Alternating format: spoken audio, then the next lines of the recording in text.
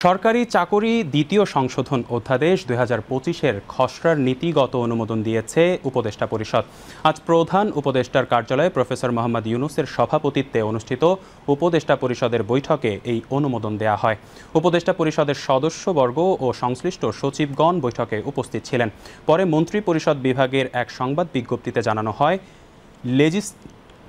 Legislative ও সংসদ বিষয়ক বিভাগের ভেটিং সাপেক্ষে সরকার চাকরি দ্বিতীয় সংশোধন অধ্যাদেশ ২০২৫-এর চূড়ান্ত অনুমোদন করা হয়েছে।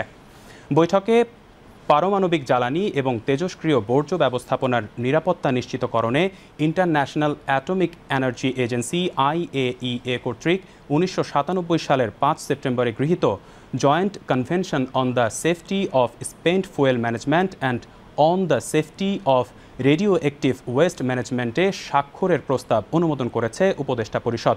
বৈঠকে OIC লেবর সেন্টারের সংবিধিত স্বাক্ষরে প্রস্তাব অনুমোদন করা হয়। এছাড়া বিশ্ব প্রতিবন্ধী দিবস ১৫ মার্চের পরিবর্তে ৩ ডিসেম্বর আন্তর্জাতিক প্রতিবন্ধী দিবস ও জাতীয় প্রতিবন্ধী দিবস খ শ্রেণী হিসেবে অন্তর্ভুক্তিকরণ এবং ২ এপ্রিল বিশ্ব অটিজম সচেতনতা দিবস ঘোষণার প্রস্তাব অনুমোদন দিয়েছে উপদেষ্টা পরিষদ।